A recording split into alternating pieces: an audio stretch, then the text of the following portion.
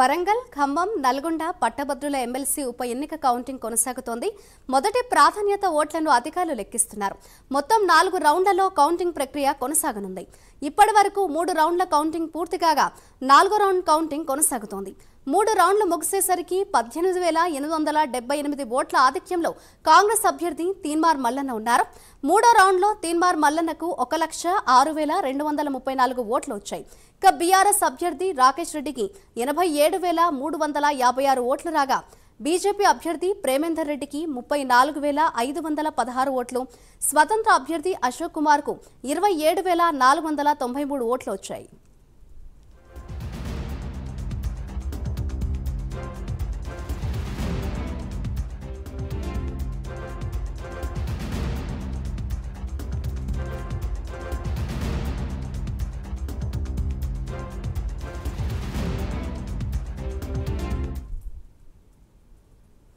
వరంగల్, ఖమ్మం, నల్గొండ పట్టభద్రుల ఎమ్మెల్సీ ఉప ఎన్నిక కౌంటింగ్ కొనసాగుతోంది. ఇదే అంశంపై మరింత సమాచారాన్ని మా ప్రతినిధి తిరుపతి అందిస్తారు.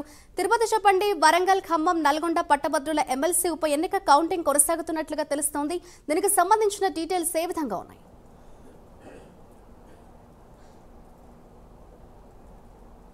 ఉమ్మడి వరంగల్, ఖమ్మం, నల్గొండ పట్టభద్రుల ఉప ఎన్నిక కౌంటింగ్ నిన్నటి నుంచి కొనసాగుతుంది. నిన్నటి నుంచి కంటిన్యూగా ఇప్పటి వరకు కూడా కౌంటింగ్ ప్రక్రియ కొనసాగుతుంది. ఈ ఉప ఎన్నికల్లో ఎవరు గెలవబోతున్నారు, పట్టభద్రులు ఎవరికి పట్టం కట్టబోతున్న ఉత్కంఠభరితంగా కౌంటింగ్ ప్రక్రియ కొనసాగుతున్న పరిస్థితి కనబడుతుంది. ఇప్పటి వరకు 3 రౌండ్ల ఫలితాలు అధికారులు వెల్లడించినటువంటి పరిస్థితులు కనబడుతున్నాయి. 3 రౌండ్లలో కూడా కాంగ్రెస్ పార్టీ ఎమ్మెల్సీ అభ్యర్థి తీన్మార్ మల్లన్న ఆధిక్యంలో కొనసాగుతారు. 18,878 ఓట్లతో ప్రస్తుతానికి ఇప్పుడు తీన్మార్ మల్లన్న లీడ్లో ఉన్నారు. 3 రౌండ్లు పూర్తి అయ్యేసరికి 1,06,234 ఓట్లు తీన్మార్ మల్లన్నకు వచ్చాయి. 87,356 ఓట్లు బీఆర్ఎస్ పార్టీ అభ్యర్థి రాకేష్ రెడ్డికి వచ్చాయి. ఇటు బీజేపీ అభ్యర్థి గుజ్జల ప్రేమేందర్ రెడ్డికి 34,516 ఓట్లు వచ్చాయి. ఇటు ఇండిపెండెంట్ సంబంధించినటువంటి అశోక్ కుమార్కు 27,493 ఓట్లు వచ్చాయి. మొత్తం ఇప్పటి వరకు 96,000 కట్టలుగా చేసి 3 రౌండ్లలో కూడా 2,88,000 ఓట్లను లెక్కించారు. ఇందులో 2,64,216 ఓట్లు వాలిడ్ ఓట్లుగా అధికారులు గుర్తించిన పరిస్థితి. ప్రస్తుతం నేను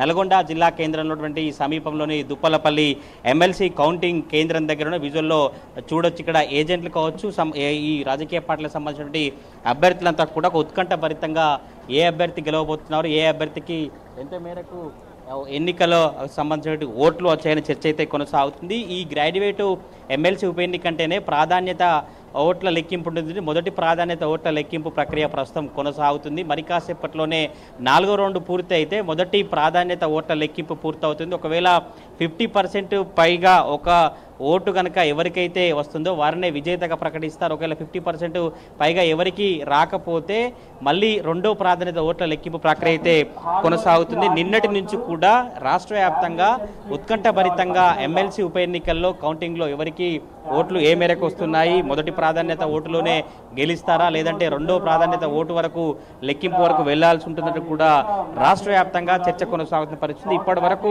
3 రౌండ్లలో 2,88,000 ఓట్ల లెక్కింపు కొనసాగింది. ఇంకా 4వ రౌండ్లో 48,013 ఓట్లు లెక్కించాల్సినటువంటి ప్రక్రియ కొనసాగుతుంది. ఈ 48,013 ఓట్లు లెక్కింపు పూర్తయితే 4వ రౌండ్ పూర్తయి మొదటి ప్రియారిటీ ఓట్లు పూర్తయినట్టుగా తెలుస్తుంది. 3 రౌండ్లు ముగిసేసరికి 23,784 చెల్లని ఓట్లుగా అధికారులు గుర్తించినటువంటి పరిస్థితి కనబడుతుంది. 3వ రౌండ్లో మల్లన్నకు 4,117 లీడ్ వచ్చింది. మొదటి రౌండ్లో 7,670 లీడ్తో మల్లన్న అదే లీడ్ను కొనసాగించిన పరిస్థితి కనబడుతుంది. 2వ రౌండ్లో 7,002 ఓట్లతో మల్లన్న లీడ్ కొనసాగినటువంటి పరిస్థితి కనబడుతుంది. మొత్తం 3,36,013 ఓట్లకు గాను ఈ లెక్కింపు ప్రక్రియను 96,000 కాగా ఒక్కొక్క రౌండ్కు లెక్కింపు కార్యక్రమం కొనసాగుతుంది. మరి కాసేపట్లోనే 4వ రౌండ్ కూడా రాబోతున్నట్టు అధికారులు చెప్తున్న పరిస్థితి కనబడుతుంది. 2 రౌండ్లు ముగిసేసరికి 14,672 ఓట్లతో ఆధిక్యంతో ఉన్నటువంటి మల్లన్న 3వ రౌండ్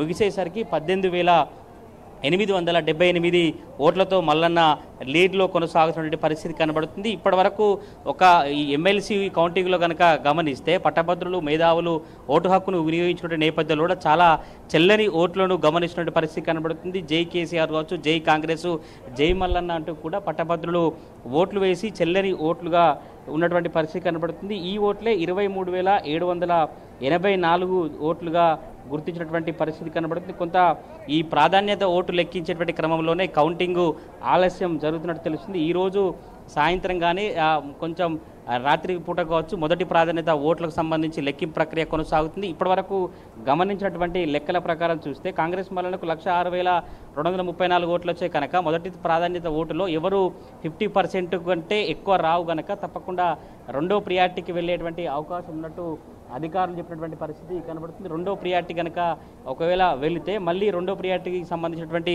ఓట్ల లెక్కింపు ప్రక్రియలో రెండో ప్రియారిటీకి సంబంధించినటువంటి ఎవరైతే రాకేష్ రెడ్డి మల్లన్న కాకుండా మిగతా 50 మంది అభ్యర్థులు ఇండిపెండెంట్ కావచ్చు, బీజేపీ అభ్యర్థి కావచ్చు, మిగతా వారికి ఎవరికైతే సంబంధించిన వారు ఉన్నారో వారికి మొదటి ప్రియారిటీ వేసి మిగతా వారికి రెండో ప్రియారిటీ ఓటు హక్కు వేసుకేటువంటి వారందరికీ కూడా ఈ రెండో ప్రియారిటీలో ఒక ఓట్లు ఎక్కువగా కనిపిస్తే ఇప్పటికే లీడ్లో 18,878 లీడ్లో తీర్మార్మలో ఉన్నటువంటి నేపథ్యంలోనే రెండో ప్రియారిటీ ఓట్లకు సంబంధించి మొదటి నుంచి రాకేష్ రెడ్డికి 0 నుంచి స్టార్ట్ అవుతుంది, మల్లన్నకేమో 18,878 లీడ్ నుంచి స్టార్ట్ అవుతుంది కనుక రెండో ప్రియారిటీ ఓట్లో కూడా మల్లన్నకే గెలుపు అవకాశాలు ఎక్కువ ఉన్నట్టు రాష్ట్ర వ్యాప్తంగా కావచ్చు, ఇక్కడ రాజకీయ విశ్లేషకులకు సంబంధించుకోవచ్చు, ఇటు ఎమ్మెల్సీ అభ్యర్థులు విశ్వాసం వ్యక్తం చేసినటువంటి పరిస్థితి అయితే కనబడుతుంది. ఇప్పటివరకు అధికారులు 3 రౌండ్లకు సంబంధించినటువంటి ఫలితాలను వెల్లడించారు. మరి కాసేపట్లోనే 4వ రౌండ్కు సంబంధించినటువంటి ఫలితాలను వెల్లడించినట్టు తెలిసింది. ఇంకా 48,013 ఓట్లను లెక్కించాల్సి ఉంది. ఇప్పటికే 2,88,000 ఓట్లను లెక్కించారు. ఇందులో 2,64,214